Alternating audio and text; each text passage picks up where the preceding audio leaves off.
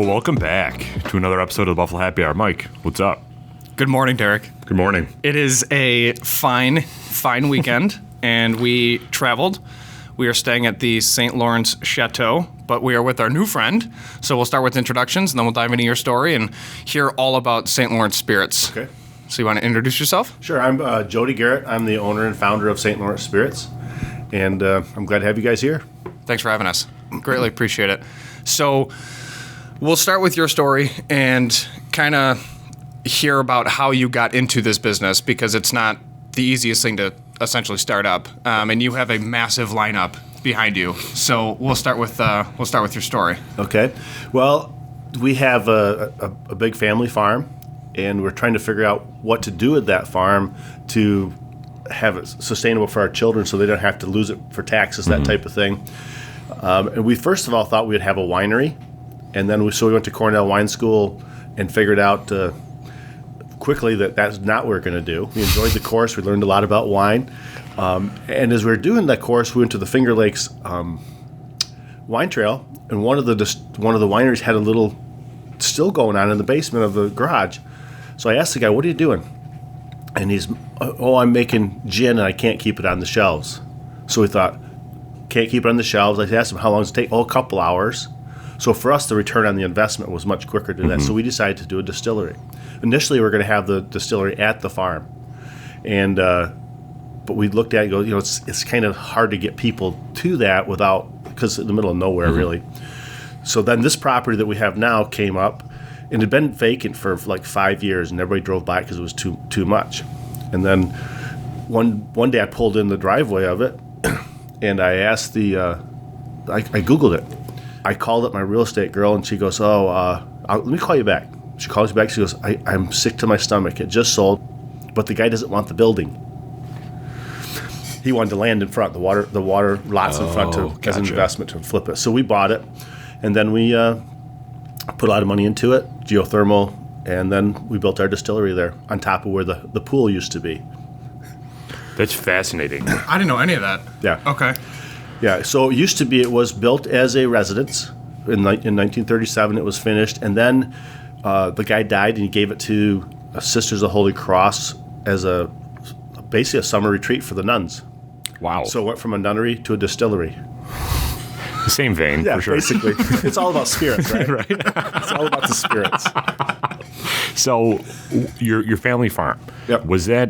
when did your family acquire that farm, and what was the purpose of the farm itself? So the farm history is long history, and it wasn't it's our family farm now, but it wasn't. It was actually an estate that was put together very early.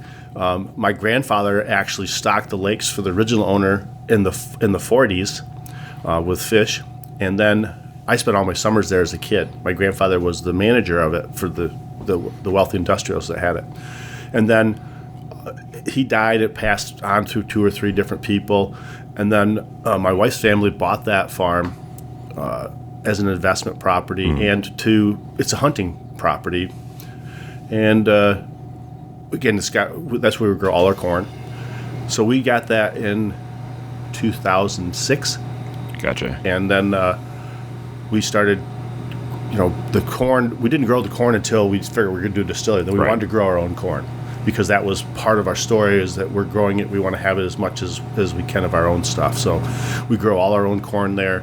We pick some of the botanicals that go in our terroir gin there, and it's just a great place. So you started growing corn when you figured out that you wanted to do this. How is that process of learning how to not only distill all your spirits, but grow them? Like, that has to be challenging, right? Well, for me, I always worked on a farm growing up as a kid, so I knew about the farming process. Okay. But it was sod that had been sod for 25 years. So the process to get that into corn ground was quite an ordeal. And what I did is I got all the fields ready. I get the fields ready every year, and then I have a local farmer plant it for me, because he's got equipment. They plant such big equipment now. He can hit my fields really quick, and then they harvest it and store it for us as well. And then we have our own mill where we bring our grains back and mill our stuff. Wow. So there's a lot of different corn variants. Did you know which kind of corn that you wanted to grow, or was that kind of an experimental process to figure out which one would work best for your spirits? So for us, it has nothing to do really with which one will work best for the spirits. It's which one I can grow best, because the ground that I have is kind of wet ground, so it has to be combined, so it has to mature. So we grow a short corn. It's an 80-day corn. Most corn that they feed cows is 120-day corn, because it gets planted last, because the farmer who plants it for me is doing it as he's finishing up. And the same thing when they harvest it. So they plant it, it has to mature and dry down, and then they harvest it when they're done too. So it has to fit into my farmer that helps me with the harvesting part of it. It has to fit into their window. So it's a short corn. It doesn't have to grow tall. It just has to have big ears of corn to produce the volume.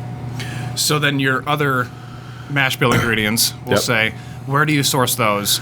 The farmer who stores he's a grain farmer. He lives 10 miles away. He plants the rye and the wheat for me, so it's all right here in the same county. Mm-hmm. Okay. And then getting into the distillery aspect for the equipment, you have it's now the Chateau. It was the Nun establishment. Before that, the private residence. So the distillery is right off to the side. That's correct. So in our Wednesday post, we actually showcased that for you guys. So for that entire process, you have the entire cooking process, essentially, with the fermenters. Right. And then into the still. How was that process, and where did you source your equipment? And then did you have an idea of what you wanted going into it, or? Right. So my wife and I are both what we call serial entrepreneurs. So we'd like to do different businesses, but we also know that education is the key to success in those businesses. Okay. So the first thing we did before we bought anything equipment or even started anything is we went to Moonshine University in Louisville, Kentucky. And we went there multiple times to learn about how to make the stuff, and if we really wanted to do it, what the return on investment was going to be. And then that's where we found out what equipment to source and who to get it from. So we used Vendome, which is also in Louisville, because they taught the courses and they're very good. So all our equipment is reverse engineered to produce the maximum we can produce for our license. So it just starts from one end. It's linear manufacturing. We have our mash bill on one end, and our finished product comes out the other end of our line. And so we just got ourselves educated. We had no former history in any of the beverage industry for drinking it, which is always a good way to start. Absolutely. Best way to start. And that's how we got started. We just knew, we looked at the numbers, because for us it's all about numbers. We looked at the numbers and said, okay, we could do this. This is the process. And then we started making, everybody makes clear stuff to start with, because that's what you can make without aging it, and you start making a little money back as you're aging your whiskey. It's fascinating. So, the first product that you came out with was what? Gin. Gin. Yep, vodka, gin, and then absinthe were all kind of simultaneous. But gin was the one that we went to the gin school at Moonshine University. And my son really prototypes the gin. We use these small little laboratory type stills where we measure it and keep track of it. And you could put a lot of different stuff in gin, and then you just have to figure out what's good and what's bad. So you prototype it and you taste it and you go, oh no, I want to take this out. And he has a super palate, so he can taste these things, because we have a scale like a drug scale. We're just tiny little minute things, because we're doing small batches on 1 liter stills. And that's how we did it. And it was prototyped, and then some of the stuff was 20 times to prototype it the way we wanted it, and some was 1, depending on our learning curve as we were going through the process.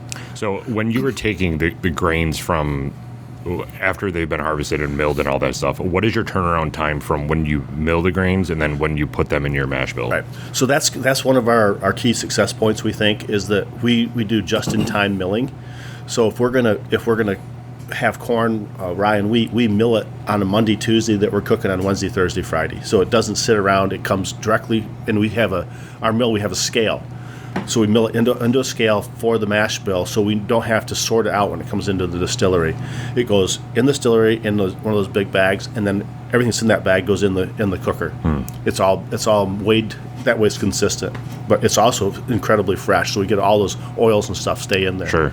perks of having your own farm. Yes, that helps. So you said that the stills and all the equipment was reverse engineered to meet your specific demand that you can legally put out. Right. Can you go into a little bit more detail on that and why you can stop at a certain number, or why you have to stop at a certain number of output?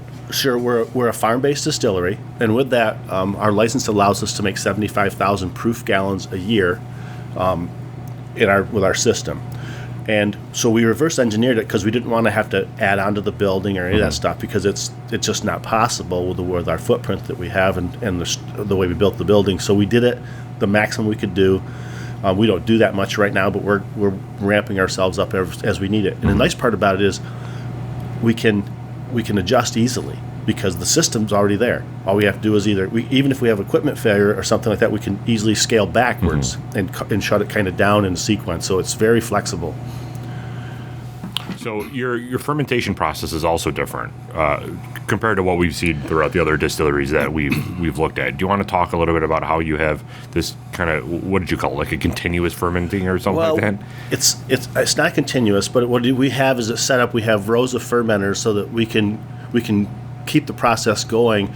So I have four rows of fermenters at 2 fermenters each, and so that whatever goes in the cooker fills up that fermenter, and then I can go a morning cook, afternoon cook, and work our way down. So by the time I get to the end, I can fill up the first one again that has been emptied into the still through the process. So that I can keep it going if I want to, but it's not a continuous. It's individual, but it keeps the process rolling nicely. Did you learn all that too through Moonshine University? I'm just so shocked that you guys are putting out such great products, because this isn't in like your family history that you guys have been distillers for eons, you know? No. So I just don't understand how you guys can create such amazing products in such a short time. Well, first of all, we only going to produce the best we can produce. Now we'd have dumped some stuff down the drain, but we kind of made it our mantra that if it wasn't the best we could make, it would never go to the customer's mouth. We'd always make sure it was the best we could make. And for us, it's just about being consistent, having the best equipment you can buy. That helps. And just paying really close attention to the process. Because the process isn't difficult, but if you don't pay close attention to it, you don't get consistency that you need in the spirits. And buying the barrels, we buy premium barrels for the aging process, which certainly helps. Yeah. Where do you source those barrels from? The barrels come from Barrel Mill out of Michigan. Okay. It's crazy. The whole operation is just fascinating. So you were saying in the summer you got the doors open on the sides. It's obviously extremely hot. How many guys are working that line? I guess at like optimum output. 2. Love it. Oh my gosh. 2. It's okay. Yeah. So stay in shape. So there. It's actually the distillation process in the distillery doesn't take a lot of manpower because most of the time you're watching it happen. The steam and the yeast are doing all the work. So the rest of the time you're just watching the process to make sure again that consistency stays true. And on the gauges on the still, these guys have been doing it long enough now. They can watch that gauge and they know when they're going to change and cut things off, and they taste it. That's what they're doing. They're sticking their finger in the stream coming off, and they're tasting it. They're not drinking it. They're just taking it and touching to their tongue, and it changes really fast. So when they're doing that, and they can tell in the gauge when they say, "Oh, we need to start paying attention now because it's gonna change," and they're tasting it constantly, just like this. And then as soon as it changes, and they just turn a valve and it goes into a separate tank of the collection. Okay. And they went. Me too. They went to school too, and so it's just one of those things that just have to. If you pay attention, it's easy. But if you mess it up, you can't fix bad. So if you screw it up, you got to dump it down the drain because you can't fix it. Now,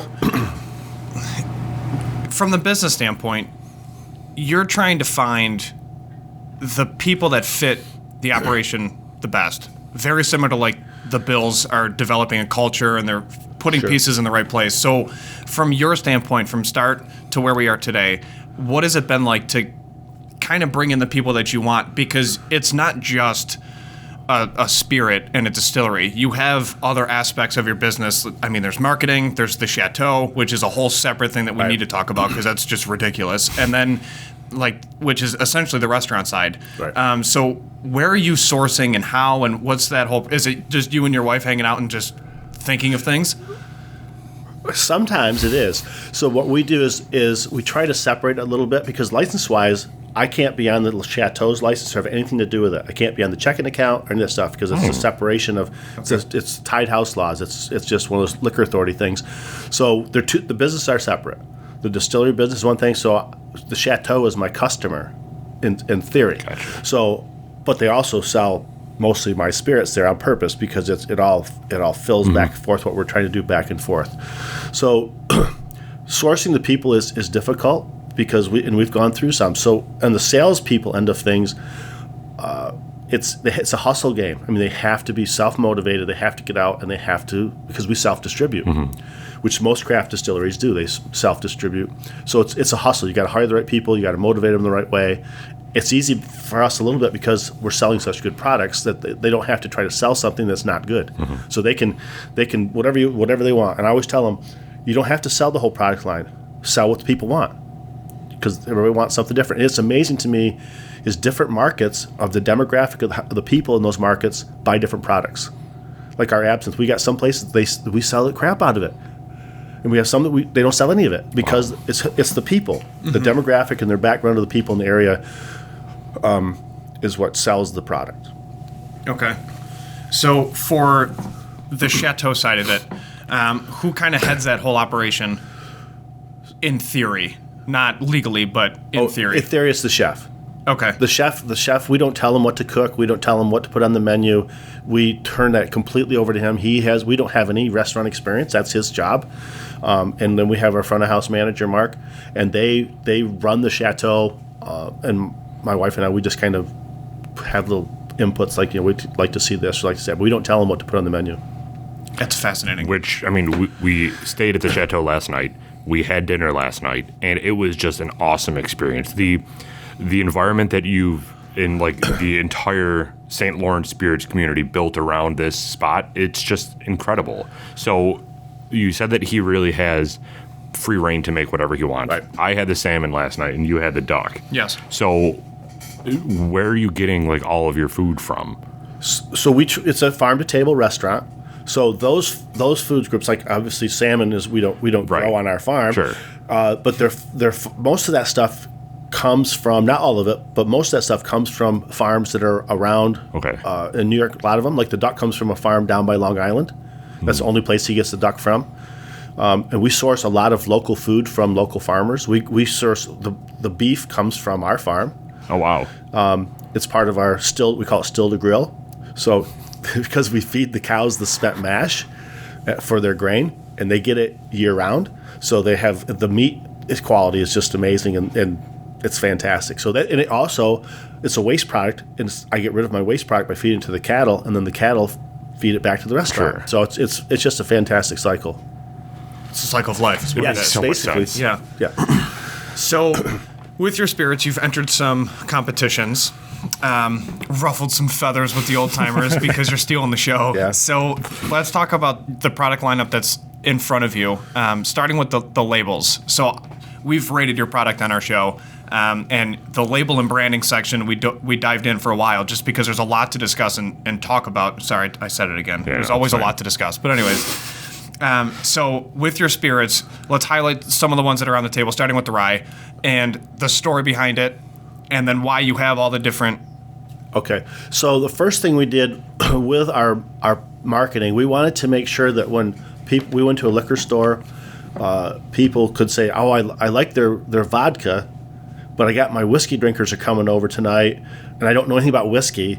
So they go, "Oh, there's the same label on the whiskey that's on the vodka, so I'm going to go with that." So we tried to make our branding consistent across our whole product line. So everything has our logo on the front, the labels look similar. That way, again, it gives us consistency for the consumer, so they can look at it and go, "Oh, I like that stuff." And we got that kind of from the wine industry where they don't do that. Lots of the wineries, every label is different. And it's you don't know until you get it and you read it. So we wanted to have it visual where they could see it across the store and go, "Oh, there's that. I know that label." So before we even started producing any spirits, the first thing we did was come up with our packaging, because that was, for us, that was the most important part to get the consumer's attention, would be the marketing part of it. And then when it comes to the spirits in front of me, I like rye. I enjoy rye. I always have. So a lot of our products have rye in them. So this one has a unicorn label on it. That's because it's 100% rye grain, rye malt. That's it. There's nothing else, other grain in it. And with that, it just gives this incredible flavor for rye whiskey, because people say, "Oh, rye is spicy and hot and all that stuff." It's not. When you take the corn out and you make it all rye, it just kind of it's just delicious. I don't know how else to describe it except it's amazing. It's butter. Yeah. Every single product is butter. Well, it's I call it the goodness in the glass. It's like. So when we talk about the 100% rye, most distilleries do not do 100% rye, correct? Right. Well, what is like typical from your studies from a rye whiskey? What do people normally put in there? Well, because rye is an expensive grain compared to corn, so people tend to see to be a rye whiskey has to have 51% rye, like bourbon has to be 51% corn. So what they do is they get that 51% rye, or they add a little extra to make the kind of more rye, but then they fill it with corn because it's less expensive. A lot of people don't use rye malt because rye malt's expensive compared to malted barley, which is the kind of the standard. So in that case, I like rye. I wanted to be something out of the box, unique. So that's where I did 100% rye. And the cost added on, when you have a good product, it all takes care of itself. Sure. So we talked about the marketing aspect of it. The thing that drove us to initially try the product in the first time was the Captain's Flask blue label to it, because it's so reflective. It's just stunning. So you kept that throughout all of your products. So like the Rye Knot has the reflective brown label, which I just think is such a great idea. Again, we wanted to make it visual for people to because like you said, people can go in a liquor store and they go, "Oh, that's my favorite." Before they even get to it to look at it, they could say, that's just our unique banding around the label on all of our stuff, and it helps us kind of identify. What was the process of building the logo? Did you use that same marketing person? So no, we kind of teamwork, but there's a website called 99 Designs, and anybody can use it. It's a logo design company, or mostly, and it's a competition. So you enter a competition level on it, and you put down kind of what you want. And then it goes out to the whole world, basically. And they sit there and, maybe their grandma's basement in their underwear doing the stuff. And then you pick your favorites and you narrow it down. And the one you pick and choose at the end gets the money. It's a contest. And it's very inexpensive to do it. And we've used it several times. Now, the Anchor logo is not what we thought we wanted. First of all, we thought we wanted a sailing ship on our label. Okay. And then as that developed, we thought, well, that's going to be difficult to embroider and that type of thing. So we simplified it as people started sending us their logos in. And that's basically how we did that to start with. Wow. There's logic behind every decision. Like every major decision, it's just boiled down to the most common denominator. Sorry, it's early. Yeah. So speaking of major decision, the naming of your distillery is probably one of the biggest decisions ever. So St. Lawrence Spirits. Was there other names that you considered for starting this distillery, or was it always we want to be St. Lawrence Spirits? I can't remember. Okay. I think St. Lawrence Spirits, when that came up, it was like, oh yeah, that's it. Sure. There probably was other ones discussed. I just don't remember what it was, because we wanted the St. Lawrence River is our water source, our only water source. So that's where we wanted to stay focused on the river, because it's such international. Everybody should know where the St. Lawrence River is and what it is in the United States. And so that was just our main focus. What's the water like coming out of St. Lawrence River? So the St. Lawrence River water is potable right out of the river. So what we do with it, we have a shore well, and we pump it out of the shore well up to the distillery. For our process, all we do is filter the water initially for our cooking process, and that keeps all the hardness, all that stuff that makes good whiskey in there. And then for our proofing, we just use a reverse osmosis, and we proof it down with reverse osmosis river water. This might be a dumb question, but No such thing. There are such things as dumb questions, but we're playing for points. So when you're taking water from the St. Lawrence River, technically some of it's Canada too. Yes. Are there any legalities that cross the border with taking water from? No? No. Okay. No, Derek, if you're standing on it, it's America. Yeah. Well, I mean, see, I said it's a dumb question, but I was interested because, like, people don't, first of all, they might not use what water source they're on when they're making their whiskey. And you have a very unique experience because you're right next to the river. I mean, your distillery is right on the river. Right. So there's nothing to do. You don't have to. That's interesting. No, because the quantity of water we use compared to what's in the river is minuscule. Sure. It's just, and everybody sucks water out of the river. Everybody lives in the river has a shore well, basically. Oh, okay. It's because we don't have public water here. We do here in the village, but out in the town and where I live in my house has a shore well. Yeah. Wow. Shore wells are pretty standard around here where it's just the population is spread out and it's just. It makes more sense to have a shore well than public water. That's interesting. I did not know that. I didn't either. So Even some of the villages use shore wells for their water. The river is their water source. okay. Yeah. And it's pretty clean tasting. Like there's no. Oh, it's delicious. Yeah. And did you test it, or did you just have faith in the river? Well, you don't have to. When you use reverse osmosis, we know that the river is naturally hard. Okay. Naturally hard water, because it's all limestone runoff, makes good whiskey. We knew that. That's right. We knew the pH of the river was what we were looking for. And we How? Did you test for that, or No, did you just no, we knew? just know. We just knew that people said, "Oh yeah, the river's going to be good." And Okay. and we have no public. It's a well, so we had to have Yeah. a well somewhere. Even the Chateau's on a well. Right. You might as well use it. So we had to use the easiest water source that was available to us, which was the river. And it was obviously turned out really good. That's why our label says "a spirit of the river" in every bottle, because that's what we use. Just Literally. Yeah. Wow. Okay. Now, the windmill that's on property, Right. it's still essentially in use, or No, the in windmill- a different sense? So the windmill is just a decoration at this point. Okay.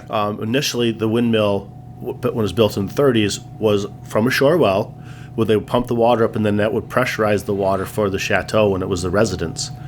Inside, the windmill's gone. I was going to put it back, but I couldn't find any of the pieces parts to make it work again. But inside, it's still got the water tank that was built in the 30s.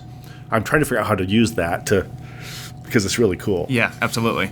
Now, you're sitting at the bar at the Chateau, you look out the windows, and the inside of the Chateau is white and black, Right. which gives contrast to the unbelievable colors that are outside of the windows. Right. And then there's 3 islands. So Right. can we dive into what someone is looking at when they're sitting at the bar? Because I don't think a lot of people understand what they're looking at, other than, oh, it's water, and I feel like I'm supposed to dress up.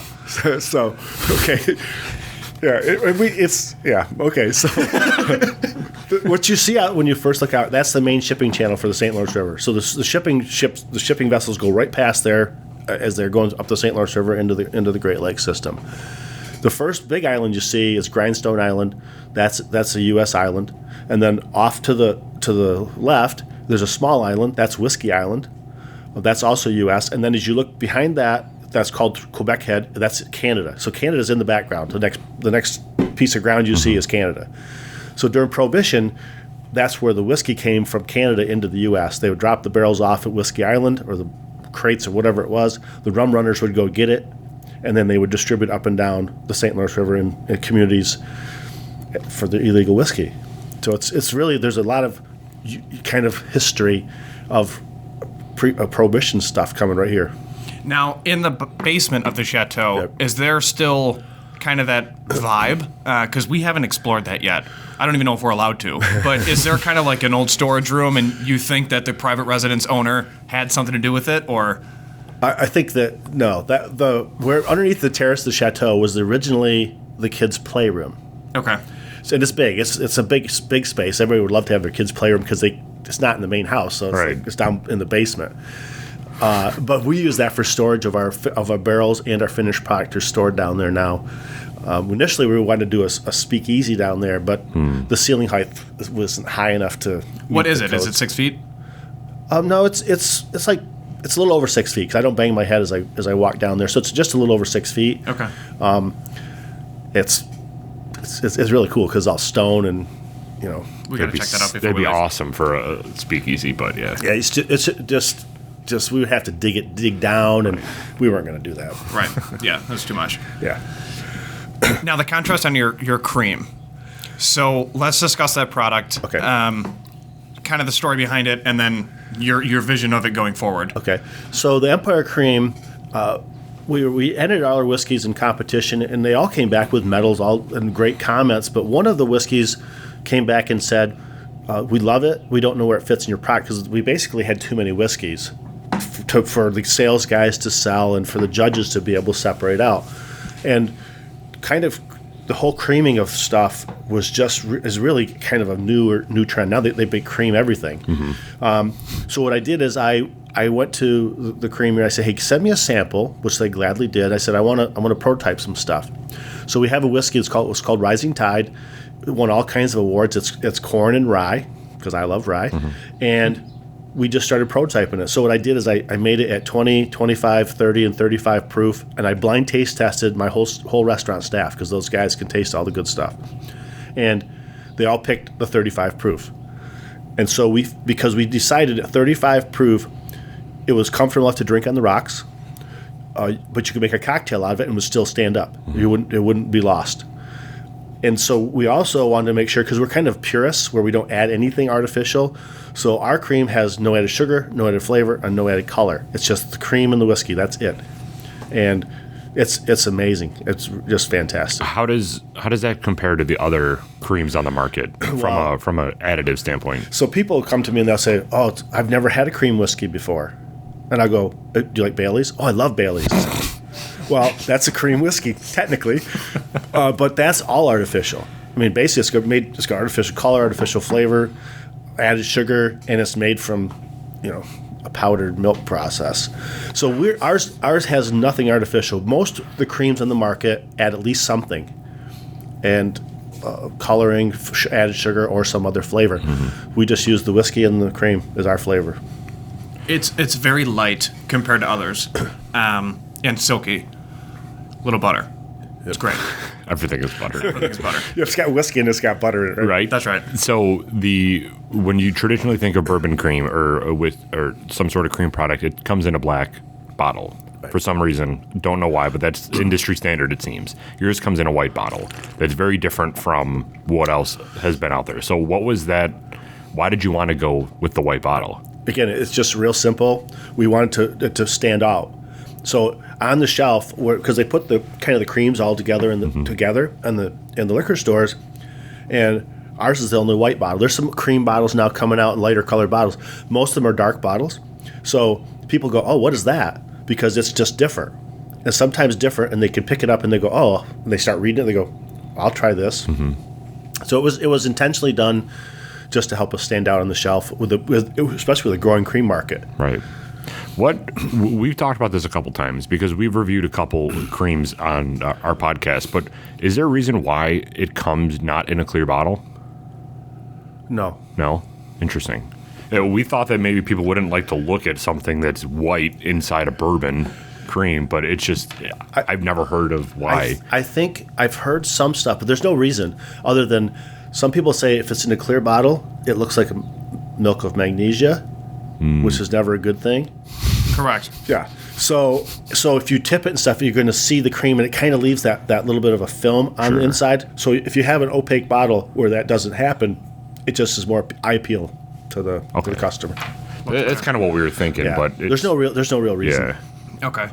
So let's quickly run through what products you have. So you have vodka gin. Right. We make 4 gins. 4 different gins. Yep. Okay. And then your cream and what else? So we do vodka. We have 4 different gins. We do 2 moonshines, and then we have the cream.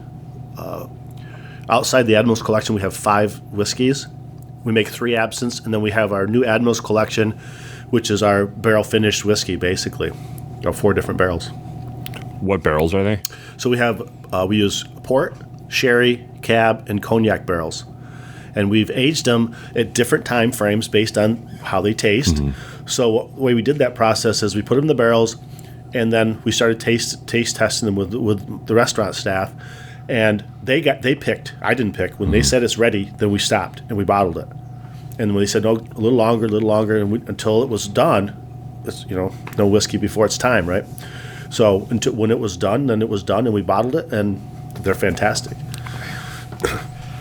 And that's with your which whiskey is the base? It's a flagship. It's a corn whiskey. It's corn and malted barley, aged about 4 years, and then It's aged in the barrels anywhere between, so the secondary finish, anywhere between 6 to 8 months, depending on when it's ready.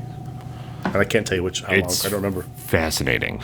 When I first saw these, first of all, you went above and beyond for these labels specifically. You got the stars on there. It looks stunning. It was very cool to look at the different finishing barrels that you chose. Is there any thoughts of expanding that selection to different barrels? You're going to keep it with the 4, perfect. Well, no, we may change it because again, it's all math, right? Sure. So if we've got one that isn't selling, we may say, okay, let's look at a different barrel. And our chef is the one who helped me pick out which barrels would taste really good. And there's a process behind that too, but we didn't actually do it. I just researched it because they say if you take your whiskey and you take the cognac and you put 3 drops of cognac in it, that's what it will taste like, kind of. I didn't do that. I trusted my chef, and he said that's what you want. There you go. Yeah. So let's talk about the chef's background. I feel like we should. So he's a local cat. Yeah, he's from Ogdensburg, which is 60 miles north up from here. He was Emerald's youngest sous chef, and he was Wolfgang Puck's pastry chef. And he also is the professor for the farm to table program at the local college.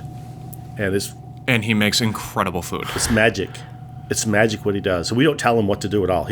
And to watch him do a new recipe is incredible because he'll sit there on a pad of paper and he'll write down this much this spice, this much of that spice. Now, he's never tasted it together, but he knows what the combination should be of what he wants to have, and then they prototype it. And lucky me, I get to taste most of the prototypes in the process. So there's no microwaves in our kitchen. Good. He doesn't believe in them. It's just fire and passion, basically, is what goes on in the kitchen. And to watch it, every plate is individually cooked, and when they're busy, it's organized chaos to watch and don't get in the way. But it's cool to just stand back and watch and don't ask them a question because they're too busy thinking what the process is going to be to get the food out for everybody on time. And it's. So how did you end up getting him at the Chateau if he was Emerald's sous chef? So he moved back here. And then he was working at a local restaurant, but it was seasonal. Okay. So we're year-round, so he wanted to work at a year-round restaurant, and a farm-to-table was his passion. So we go, that's what we want, because we like to support local farmers and all that. It's all about, for us, all about local and keeping it local as much as possible. So he loved that, and that was, my wife's passion was wanting to have a farm-to-table restaurant. So it was just, and we hired him, we hired all his whole staff. Oh, okay. Yeah, the restaurant that we hired him from was not very happy. But these guys came. His staff that was working seasonally was all over the world, really, working in different places off season, and they all came back to work for us at the Chateau. That's awesome. You just poached it. We did. It's always fun to steal somebody else's employees because sometimes that's how you get the best ones. Sure. Especially nowadays, it's the only way to get someone worth it. Yeah, it's really tough. So the Chateau has, we talked about that, we stayed there. It has rooms upstairs. Right. Was that a vision of yours from the start that you wanted to have people stay on premise, or what was that process like? So we always wanted to have that upstairs as a boutique hotel part of it. And then we expanded some of those rooms into private dining rooms, and we still kept some of the rooms for private people to stay.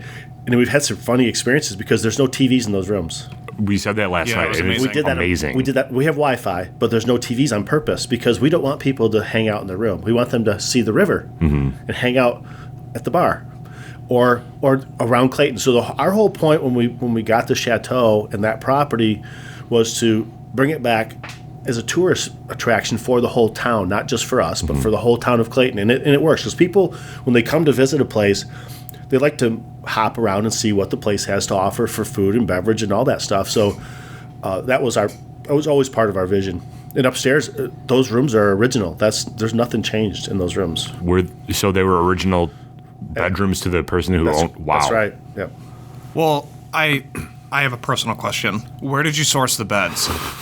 Because they're fantastic. I don't know. So, I understand you want people to kind of bop around and see the property and not be in the room with a TV, but man, we were done with dinner, and it was what, like 9? Yeah. And 9:30. They were like, all right, who wants to go down and get a drink? I fell asleep within 35 seconds of laying down, and I'm like, I'm going to bed. And I told you, like, dude, I'm going to bed. And you're like, seriously? And I was like, yeah, I'm literally falling asleep. And then I wake up, and I texted you, I don't want to move. Like, this is the softest bed, and it's perfect. Like, it was the perfect balance between firm and soft, and I get it. You know, you're not supposed to stay in the room, but I didn't want to leave the bed. Oh, well. Okay. They're going to make the beds harder now. I know. And he was by himself. That's the really scary part. But I don't know where we sourced those. It was local. It was a local store. Well, cheers. That was those are. I mean, my wife's still sleeping. She's not going to move until like 10:30. The rooms are set up perfectly because it was. I mean, we keep talking about it being a house before that. Yep. The views outside of the room are the river.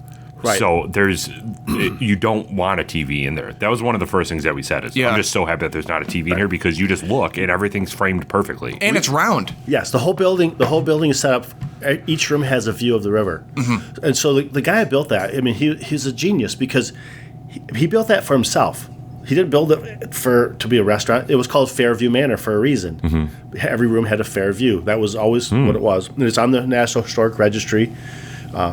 And so even the rooms downstairs, the dining rooms and the bar area downstairs, all have that same curved, so every room can see the river. And it was completed in 1937. Yep. Okay. Yep.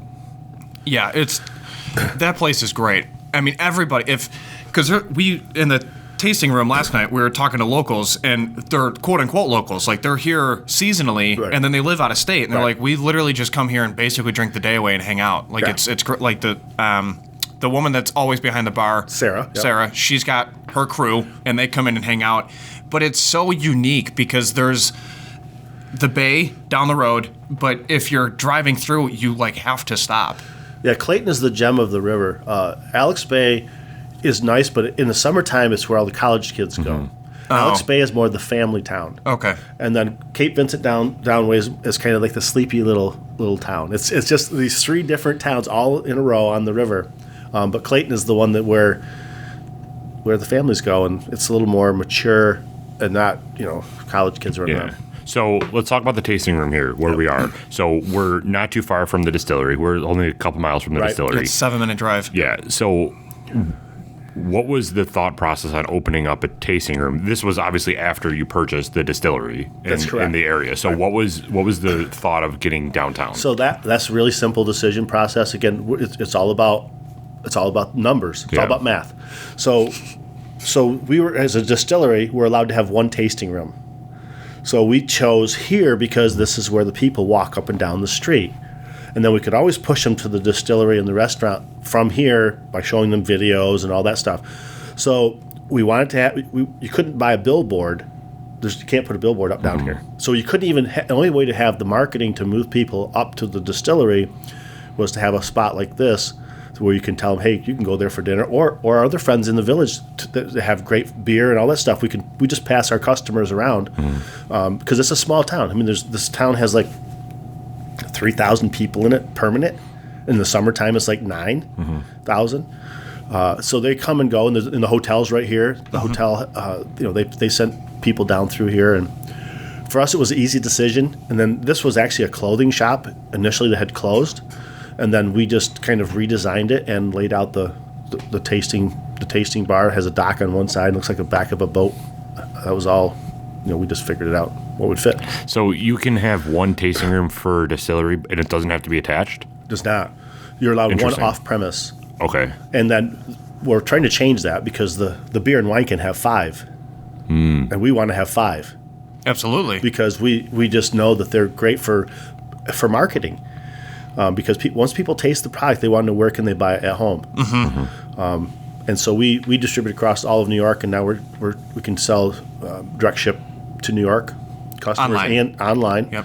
And then what we do is a little different is we try, when people order online, we also tell them, hey, this is the liquor store by you. I put a card in each box that says, this is your local liquor store, because we want them not to buy online. We want them to save money with the shipping and stuff and buy at the local liquor stores as well. So it's kind of it's a tedious process, but it works. We just put a card in there that says, hey, this is your 2 local closest ones to you. No doubt. It's awesome customer service. Talking about price of them, right. They're ridiculously well priced for the quality of product that you have. Because you can look at market of what are other people selling their bourbon cream for? Right. And you can see that you're lower than most, if not all of them. So what is your pricing model, and how have you decided what something is worth? Right. For us, it's real simple. We know we start with what it costs us to produce. That's every product. I have a spreadsheet that I know, and I can change whenever the stuff changes, of what they all start with the cost. And then first thing I look at is how much alcohol per volume, because the alcohol is what you pay tax on. It's what you pay money on to create. And it's just simple math, because I don't like to be complicated. So that's why all the whiskeys are other than some of the higher ones are all the same price, because that's easy for me. It's easy for my sales guy to say, oh, this is what it is.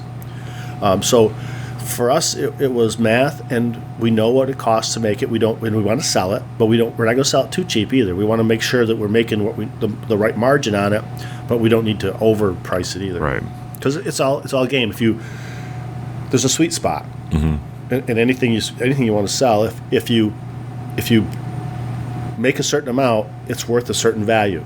If you sell it too cheap, you got to make more at a lower value. If you price it too high, then what you make you can't sell. Sure. So whatever the system, it comes back to our system. What our system is going to produce and keep producing is our starting point, and then we can go up or down a little bit as we need to. So perfect. You said like there's a standard price point, but there's also a standard proof point with this. All of your products outside of like some of the specialty ones and the barrel strength ones are 90 proof. That's right. Is that your preferred proof point, or is that just something that collectively it was understood that this is when it tastes the best? So some of that's combined. So 90 proof is something that a whiskey can make a good cocktail out of it and still taste the whiskey. You don't want to water it down and go, oh, where's the whiskey? And plus, it's still comfortable enough to drink on the rocks as a standard. Most people, they're comfortable with that. And then the specialty ones, if they're higher proof, like our icebreaker, it just has to be really good and really smooth, so it doesn't kick you in the face, which it doesn't. Because some people, the whole barrel strength thing is people like that. Whiskey drinkers, they like the barrel strength stuff. Absolutely. When we had the icebreaker on our show, we talked about how smooth it was, but we also probably incorrectly said the mash bill. So when we're talking about mash bills, you're not outlining specific percentages on your website. Right. It's more of what are the main ingredients and the flavoring grain that's in there. When you're looking at some of these products, your whiskey, obviously it has to be 51% corn, but what is your next flavoring grain that is more prominent in that stuff? Rye. Rye, okay. Yeah, rye's a spicy grain. Wheat is a softer grain, so it gives you a softer mouthfeel. It kind of mellows things a little bit. Rye kind of brings it up. So corn, and we play with that. That was a very specific way we did our process when we were prototyping when we first started. Moonshine Universities gave us ideas and kind of a structure of what we should do, and then we made it as moonshine, and we tasted it as moonshine and go, let's see if we can't change that just a little bit. And we don't. Our mash bills are very consistent. We just don't produce what they are. But even if I told you exactly what I had, and I don't know off the top of my head. My son would know. I don't know. If you could do that, and some other distillery said, "Oh, I want to make that," it would not taste the same because the water's different, the grain is different, just the atmosphere of the barrels. If they have sourced different barrels from somewhere else, even if they source it from the same place, that's why each distillery is so cool because the products are theirs. They're unique. Right. Now, you could mass produce them somewhere else, and they might not taste the same, but the little guys, the craft guys that are making them, it's going to be very consistent, but it's just different, even if we're making the same mash bill. Sure. So you seem like a very numbers and analytical guy. Yeah. What did you do before doing this and going to Moonshine University? Well, I spent 10 years in the Army right out of college. And then I joined the family business that now I own, which is an overhead garage door company, which I still own. My other son runs that. So I had no history in this, but I was always a time resource guy, time resource manager. That was the number one thing. In numbers, there's always that sweet spot. So for me, it was always about not selling a product too cheap just to sell it. You got to sell it for the right price, and not too much either. You got to sell it for the right price. Wow. Now, 2019 shows up. You enter something into a competition, and then what happens? So what product did you enter, and then what was the result? So we entered the in that competition, we entered whatever you're producing, you can enter. So I entered everything I was producing, and we did very well. We got New York State Distiller of the Year plus a whole bunch of other awards. So that was our first time entering the contest, was in 2019. We got New York State Distiller of the Year, which was great because you get a little instant respect in the business from the customers, because they may have never tasted it, but it's New York State Distiller of the Year. It must be something. And then this last year, we entered the same contest again with some of the same products and a few others, and we won it again. This time, we won 2 of 3 best of shows, and one for our Captain's Flask and one for our Lafayette Rouge Absinthe. We won Platinum Awards in our Rising Tide Whiskey and our Panay Square Gin, our Terroir Gin. And then with the Captain's Flask scored so high, we also got the Governor's Cup. My gosh. So yeah, we've been doing very well in the competition. Congrats. Yeah, that's awesome. It's incredible. Winning Distillery of the Year. What goes into that? Do you have to submit a certain number of products that get judged, or how do you win Distillery of the Year? So it's a competition and it's cumulative. So however products they have to be made in New York, has to follow the New York State rules. Gotcha. So whatever products we had, and then your scores that you get are cumulative to that. But when you win 4 platinums, it certainly helps. Yeah, you ain't kidding. Yeah. So behind us, if it's not in the shot, I'll make sure. Right up. Yeah, I'll make sure we get a photo of it. But your trophy, it's been chilling for 2 years. Nice job. And then you got the banner right across. And as soon as you walk in, it's just like, oh, okay. Like these guys, they know what they're doing. And we try to use it as part of our marketing because it does give you legitimacy right off the bat. And we also have a little stamp on all our bottles that's on there, so people are looking at stuff. It just gives them one more thing to say, oh, look, this is cool, especially New York State product. They want to take it home and show their friends, hey, this is what I was drinking up in New York. Sure. If they're not from here. So the blue and the red trophy up there, what are those from? Those are from that competition. Those are the best of shows. Oh, okay. Trophies. Man. Yeah, it's just incredible. Yeah, it was quite an honor. No kidding. So your family that's involved in the business, it's yourself, your wife, and then your son's the head distiller. That's right. And then anybody else? Nope. Just crushing it. That's it. Okay. Love it. That's it. And you guys are just putting out award-winning whiskey. It's insane to be here and to look at your operation. It's so much fun, and it's a fun business. It really is. But you got to hustle. You can't just sit back and go, oh, okay, I'm just going to take it easy now. There's no taking it easy. It's like it's a hustle, and because you got to sell a certain volume, and if you don't sell that volume, then you're like, oh boy. We got to put another process to sell more. So we go in the summertime. We go to tons of shows and events all over the state. Those like festivals that they have, like Christmas in the Country out in Buffalo, and all those different shows. They're fabulous, and it gets the product out, and customers taste it, and then they buy it, and then they go back to the local liquor stores, and they keep going as it goes. Yeah, and they keep demanding for it at the local stores. Yep. So you said you're working with some of the New York State liquor authority or people within New York State to try to get 2 tasting rooms for a distillery. Are you part of some sort of New York Distillers Guild or something? Yeah, the New York State Distillers Guild. Okay. They're really the one that's lobbying through a couple other agencies to get. They're our voice to the regulators, for the liquor authority, and for any of the like we just had this some tax stuff. They lobbied all for that. So it's a great organization, especially for the local distilleries to be in, because they give you a bigger voice. Sure. Yeah. Yeah, and they help you out. Yeah. They're all smart guys. And if you have a question, you want to talk to them, it's like, hey, what are you doing for this? And we all tell each other what we're doing, because we can't really mimic each other. You might copy each other a little bit, but it's not the same. The products just aren't going to be the same. And especially with yours, because you're not sourcing anything. You're growing everything here. So there's no chance that anybody else can make the exact same product as you, because they don't have your farm. And here's the key point of that is the terroir, the ground, where the stuff is grown, affects the flavor of the grain. That's a fact. So, and so that's where all my stuff, all the grains are grown in except for the malt, is grown in Jefferson County. And then the malt's out of Batavia. It's all New York State malt. And the cream is out of Batavia. That's all New York State cows. So it's really cool. That's fascinating. Good for you guys. It's amazing.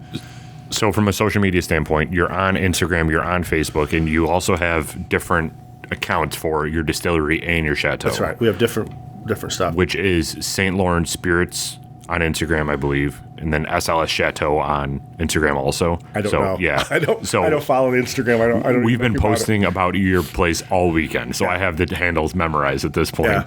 But do you have a separate social media team to handle some of that stuff? So the answer is yes and no. Okay. So we do have a social media company that we use that takes care of our website. They help us with our changes to our online shipping and that type of thing, and then we post.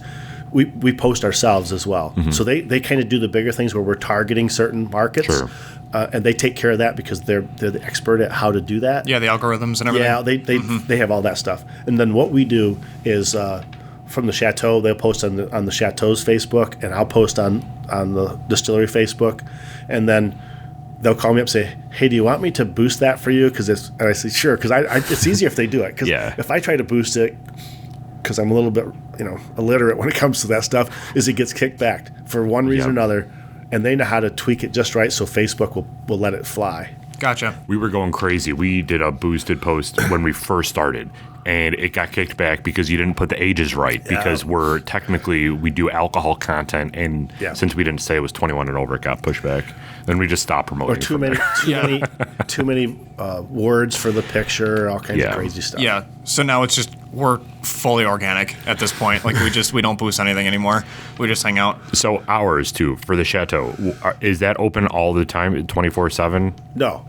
So the Chateau is open for dinner Thursday, Friday, Saturday, Sunday. Okay. For brunch Friday, Saturday, Sunday. Oh, and Monday. I'm sorry, and Monday. Okay. We're closed Tuesday, Wednesday, and that's pretty much year round. We do close down for the month of January, just because there's no people here. And then we just do some maintenance, repair, clean up stuff, change equipment if we need to, and then it's open. That's great. And for some people to come in, if they wanted to book a room, you can still book rooms, right? Yeah, you have to make a reservation for everything. What do you have is that through the Chateau website? It is. Okay. Yep, it's on the Chateau website. If the people want to come even for brunch, you have to have a reservation because it's just that busy. Mm-hmm. And for sometimes in the summertime, you have to make your reservation a month in advance. Wow. Because it's packed. Which we did too. Yeah. Yes, you did. Because we were discussing for a while, and it's like what actually makes sense. And you're like, obviously, St. Valentine's Day weekend, get over yourself. Like you're not going to be here. No, like that's been booked for 3 years. I couldn't even eat there. Yeah. It's so funny. It's so funny. But if you want to go out to dinner, and you didn't make a reservation, I didn't make a reservation. Like, no, sorry, there's no room. Yeah. Great. I don't have a reserved table just to go. It's like, no, sorry. Mark's yelling at you. It's like, Jody, what do you think? Like, what are you doing? Not happening. Mark's yelling at you. Oh yeah, it happens. He's awesome. Yeah. I mean, the whole staff is great. Or we get friends. They'll say, Jody said to mention his name. Now I didn't tell him that, but they'll do that thinking it's going to help, and it's like, no, We're booked. Sorry, we're booked. Mark's probably like, Jody did not say that. He knows. He knows better. Yeah, he knows I'm not going to say that. That's awesome. So your tasting room here, do you know the hours of this spot? Is it open? It changes. Okay. It changes seasonally. It's open 11 a.m. Today, at least. Yeah, until like 5 today on Sunday, I think. Okay. But in the summertime, it expands because when there's people here, and if you're down here and you show up at 5 and they're not going to kick you out the door. Right. Sarah's going to take care of you and until she gets sick of you, and then she's going to ask you to go. But no, they stay open, and because we know what the hours need to be, and in the summertime it's just 7 days a week. Mm-hmm. It's just simple math. Yeah, it's math. Yep. It's just math. Everything is math. Well, thank you. Yes, thank you for everything. Thank you for being on. Thanks for making amazing spirits. I don't know if I'll ever buy another bottle. I just want all of these for the rest of my life. ridiculous. They're fantastic. And if you guys have not tried St. Lawrence Spirits whiskey or any of their products, even your vodka, we had it last night. There's so much to talk about, and we've been jumping all over the place because we've been here for 24 hours at this point. But your vodka, too, it's just insane. Yep. It's water that'll put you to sleep. Yeah. Because it's not vodka. And that's it's something else. I'm convinced it's something else. And that's the base for the gin and the absinthe. So it just follows through the product line. you have to go buy their products. Yeah. We're serious. So thank you very much for joining us today. We really appreciate it. Go check out their social media and come down to Clayton, New York, especially during the summertime. The views are beautiful and you're not going to regret it. Or come up based on where you are in the state. Right. Yeah, exactly. True. Good deal. Well, thank you very much. Thank appreciate you, guys. it. Appreciate it. Thank you.